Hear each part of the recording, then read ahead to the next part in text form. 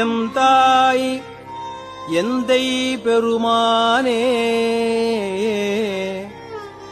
என்று என்றே பேசிப் பேசி பூசின் தாம் திருநீரே நிறையப் பூசி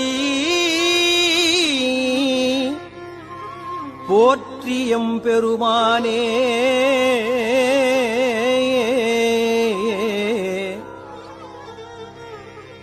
திருநீரே நிறையப் பூசி போற்றி எம் பெருமானே என்று பின்றா நேசத்தால் பிறப்பு இறப்பைக் கடந்தார் தம்மை ஆண்டானே